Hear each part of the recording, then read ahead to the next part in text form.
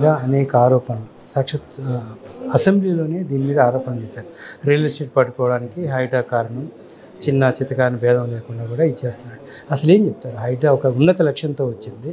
హైడ్రా మీద తప్పుడు ప్రచారం చేసి హైదరాబాద్ సమూలంగా అభివృద్ధి జరగాలి, పూర్వ వైభవం రావాలి, చెరువులు యథాస్థితికి రావాలని ఒక దూరదృష్టి, ఒక సదుద్దేశంతో ముఖ్యమంత్రి గారు హైడ్రా స్కీమ్ తీసుకొచ్చినారు. ఈ స్కీమ్ ఇంప్లిమెంట్ అయితే హైదరాబాద్ సుందరంగా మారుద్ది కాబట్టి మా పేర్లు లేకుండా పోతాయని అక్కస్తో హైడ్రా మీద నానా యాగి చేసినారు. హైడ్రా పరిపూర్ణంగా ఇంప్లిమెంట్ అవుతే ఈ కబ్జాలు పోయిన 10 ఏళ్లలో అంతకుముందు ప్రభుత్వాల్లో కూడా బాజాప్తా ప్రజాప్రతినిధులే అండతో విచ్చలడుగా చెరువుల్ని కబ్జా చేసి కట్టడాలు వచ్చాయి. ఇప్పుడు చెరువులోకి నీరు పోవాల్సి ఉండగా ఆ నీరు చెరువులు కుదించడం వల్ల ఇళ్లలోకి వస్తా ఉంది. తద్వారా హైదరాబాద్ ఎన్విరాన్మెంట్ కి ఇబ్బంది కలుగుతా ఉంది. ఆ కారణంగానే ముఖ్యమంత్రి హైడ్రా గాని మూసీ గాని తీసుకొచ్చినారు. ఇవాళ మూసీ ప్రక్షాళనకి బీజేపీ నాయకులు సాక్షాత్ కిషన్ రెడ్డి అడ్డుపడతా ఉన్నాడు. మరి ఇదే మాదిరిగా సాబర్మతి రివర్ ఫ్రంట్ కట్టినారు. మేము వెళ్ళి చూసి వచ్చాం, చక్కగా ఉంది. అలాంటి చక్కటి రివర్ ఫ్రంట్ ఇక్కడ వస్తే వాళ్ళకి నొప్పేంటి? హైడ్రా వల్ల భూముల ధరలు పడిపోయాయని తప్పుడు ప్రచారం చేస్తా ఉన్నారు. భూముల ధరలే అనేవి ప్రపంచవ్యాప్తంగా రిసెషన్ ఉంది. ఈ భూముల ధరలు పడిపోవడం అనేది 2.5 సంవత్సరాల క్రితం ప్రారంభమైంది. ఇలా భూముల ధరలు యావత్ భారతదేశంలో పడతా ఉన్నాయి, తగ్గుతా ఉన్నాయి. దానికి కారణం ప్రపంచ మార్కెట్ లో వచ్చిన రిసెషన్. దానికి హైడ్రాకి ముడిపెట్టి హైడ్రా వల్ల భూముల ధరలు తగ్గినాయని ఒక వితండవాదం చేస్తా ఉన్నారు. కరీంనగర్ లో, ఖమ్మంలో భూముల ధరలు తగ్గినాయి. మరి అక్కడ హైడ్రా లేదు కదా.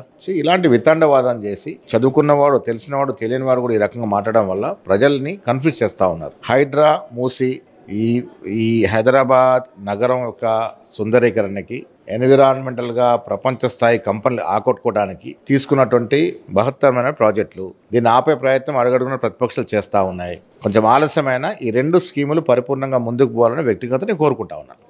రియల్ ఎస్టేట్ వ్యాపారులతో సంబంధాలు ఉన్న కొంతమంది రాజకీయ నాయకులు హైడ్రా మీద ఆరోపణ చేస్తారని. హైడ్రా వల్ల భవిష్యత్తులో లాభం తప్ప నష్టం లేదు. నష్టం ఎవరికి? భూములు కబ్జాలు చేసి కట్టడాలు కట్టుకున్న వాళ్ళకి, భూభాకాసురులకి ఇబ్బంది. ఆ ఇబ్బందిని ప్రజల మీద దుద్దే ప్రయత్నం చేస్తా ఉన్నారు. ఇది తప్పు అంటారు కొందరు. ఈ యొక్క అభివృద్ధిని చూసి విషము చిమ్ముతున్న కొంత ప్రతిపక్ష నాయకులు చేస్తున్న ఒక కుట్ర. గౌరవ ముఖ్యమంత్రి రేవంత్ రెడ్డి గారు మేధో మదన్లో పుట్టిక ఒక మానస పుత్రికనే ఈ హైడ్రా.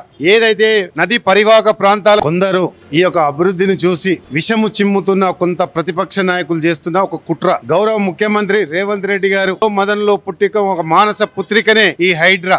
ఏదైతే నది పరివాహక ప్రాంతాలను, చెరువులను, బఫర్ జోన్లను, అదే విధంగా ఏదైతే మరి నిర్మాణానికి అవకాశం లేని ప్రాంతాలలో నిర్మాణం చేపట్టి అట్లాంటి కబ్జాలకు గురైతున్న చెరువులను కాపాడడానికి హైడ్రాను మేము సృష్టించినాం. ఈ హైడ్రాకు కులం లేదు, ఈ హైడ్రాకు మతం లేదు. హైడ్రాకు ఉన్నది ఏకైక లక్షణము, టార్గెట్ ఒకటే. ఈ చెరువులను కాపాడాలని, ఈ బఫర్ జోన్లను కాపాడాలని, నదీ జలాలను ఉత్పత్తి చేసే విధంగా రేపు భావి తరాలకు హైడ్రా ద్వారా ఇవాళ ఫలితాలు రాకపోవచ్చు. భావి తరాలకు ఈ హైదరాబాద్ నగరంలో, భాగ్యనగరంలో నీటి కోసము ఎవరు కూడా ఎదురు చూసి కష్టాలు పాలు కావద్దని ఈ హైడ్రాను తీసుకురావడంలో ముఖ్య ఉద్దేశం. కానీ కొంత ప్రతిపక్ష నాయకులు వాళ్ళదేదో సొమ్ము పోతున్నట్టుగా వాళ్ళు విష ప్రచారం చేసి సర్కారును బదనాం చేసే దశగా ఇలా వాళ్ళు పోతున్నారు. రాబోయే రోజుల్లో ప్రజలే చెంప చెల్లు అనిపించే విధంగా బుద్ధి చెప్తా అన్నట్లో ఎలాంటి అతిశక్తి లేదు. నల్గొండ వరకు కూడా ఈ మూసీ సుందరీకరణ జరగాలని, నది పరివాహక ప్రాంత ప్రజలను కూడా రక్షించి వాళ్ళకు అవసరం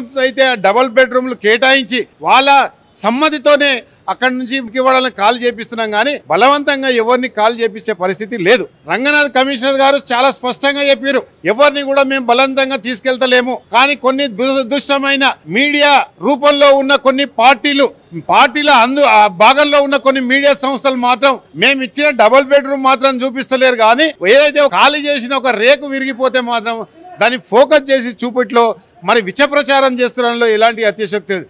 ఇప్పటికైనా ఆ మీడియాను కోరుతా ఉన్నా, నిజాన్ని నిజంగా మీరు చూపించాలి. ఈ రాష్ట్ర ముఖ్యమంత్రి చేస్తున్న 18 గంటలు పనిచేస్తున్న ముఖ్యమంత్రి ఎవరన్నారంటే గౌరవ ముఖ్యమంత్రి రేవంత్ రెడ్డి గారు అని చెప్పక తప్పదు. హైడ్రాను ఈ రోజు ఫలితం కాదు, గత ముందు చూపు 10 సంవత్సరాల తర్వాత భాగ్యనగరంలో ఒక హైడ్రా ఉండే, ఒక ముఖ్యమంత్రి రేవంత్ రెడ్డి గారు ఉండే. ఈ విధంగా చేసిండా అని ఏ రాజశేఖర రెడ్డి అయితే తలుసుకుంటున్నామో, ఏ ఎన్టీ రామారావు అయితే తలుసుకున్నామో, ఏ రేవంత్ రెడ్డిని కూడా ఆ రోజు తలుసుకునే రోజు వస్తుందని సందర్భంగా మనం చేస్తా ఉన్నాం. కనుక ఇప్పటికైనా భారతీయ జనతా పార్టీ నాయకులు గాని, అదే విధంగా టిఆర్ఎస్ నాయకులు గాని మీరు నిజాలు తెలుసుకోండి. కేవలం ప్రధాన ప్రతిపక్షం అంటే ఒక మాట చెప్తా, the beauty of democracy and position and opposition. ఒక అందమైన ప్రజాస్వామ్యం పరిడలిల్లాలంటే అధికారంతో పాటు ప్రతిపక్ష పార్టీలకు కూడా అంత బాధ్యత ఉందని తెలుసుకొని మెలగాలని సందర్భంగా ప్రతిపక్ష నాయకులను సూచిస్తా ఉన్నాను.